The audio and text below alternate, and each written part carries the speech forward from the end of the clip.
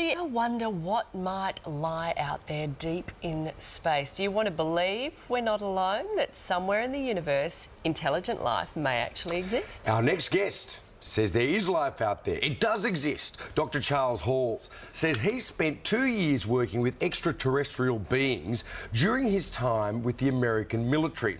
He claims the US military has actually been in contact with alien species for years. And Dr. Charles Hall is here to explain, along with his wife Marie, live from what Bugs Bunny used to call Albuquerque, New Mexico. Now, thank you both for your time. Terrific to have you with us. Firstly, Charles, can you tell us your story of how you managed to come into contact with these beings as you worked with the military? I'm a Vietnam veteran, and I enlisted in the Air Force in July 1964, and I was trained as a weather observer. And I was sent to Nellis Air Force Base, Nevada, outside Las Vegas, Nevada.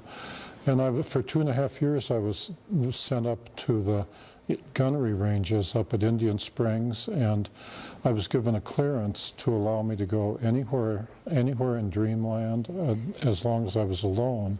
I discovered that up there at the north end of Indian Springs Valley, which you can see on the map in the state of Nevada here in America, that there was a base which the U.S. Air Force maintained for a group of extraterrestrials who were tall and white. And I, as the duty weather observer, was allowed to go up there, or they were allowed to come down to where I was.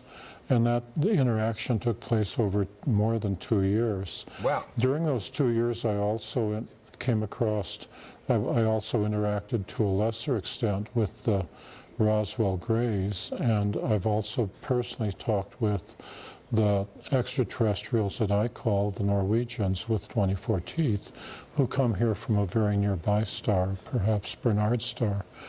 And my experiences, my presentations, my books are unique because I'm the only person that I know of that was allowed to interact with the extraterrestrials, the tall whites, for more than 2 years. So 3 different species of aliens you're talking about there, Charles. Yeah, can you describe what they look like, that is what they correct. were like? Well, I'll start with the tall whites. They're thinner than we are, and they're very frail. Throughout most of their life, they are the same height as I am, 5'11", but they live 10 times longer than humans. They live 600 or 800 years. Wow. But they don't age the way we do. When they get to be equivalent to a human of about 40 years, that means when they're about 400 years, they start growing again instead of aging as humans. Right. And then they go, and this continues, and so that by the time they get to be 600 or 800 years old, they're very tall, 8.5, 9, or 10 feet tall. But this is not necessarily good because their skeleton grows more than their internal organs. And so there comes a time after 600 or 800 years when their skeleton, their body is tall, but their organs can't support it. The at which time they die a natural death, because they're just flesh and blood creatures like we are. If they injure themselves, it takes them 10 times longer to heal up than a human. Yeah. So there's a trade-off. Yeah, right. They still look fresh as a daisy when they go, though. They look like Tilda Swinton. Hey, just quickly, you had them there. You were working with the aliens on any particular project, or was the military working with the aliens on a particular project? Was there, I don't know, technology sharing or, you know, botanical cross-fertilisation? The U.S. Air Force, and I'm speaking of the mid-1960s, was willing to give them anything they asked for. When I first met them, I was very afraid of them, and every human I met when you come across them out in the desert was naturally very afraid of them, and they were even more afraid of us. It's like running into a gorilla in the wild where the gorilla is on his home ground. So they had to go through a process of becoming used to being around humans before they could take part in the technology transfer program. I, as the weather observer, was the test human.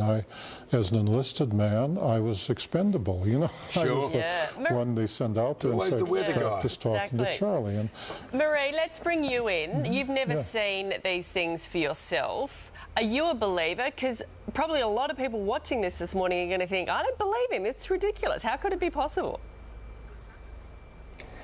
Well, Charles was very intelligent in that he waited until we'd been married a couple of months before he told me about the extraterrestrials coming into his barracks at night. And he said, well, what do you think? And I said, I really don't care. I have never given any thought as to whether they exist or not, and I really don't care.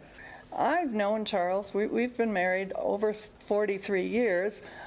He may be a character, but I am his character reference, and I totally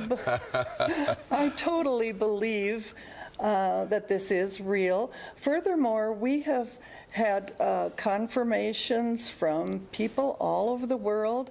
We have never had any serious tire kickers, you know, people who say, well... Well, certainly there seems to be a lot of people, around the world who would support your view on this, who seem to have had their own experiences, but probably not quite as intimately as you.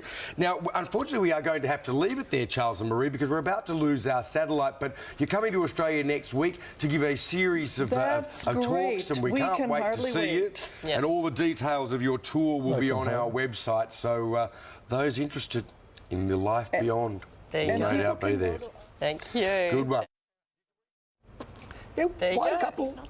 Well, yeah, I don't know what Did you know, I mean, if you read through the briefing notes on that, some of those aliens left the military base and they went to a show in Las Vegas.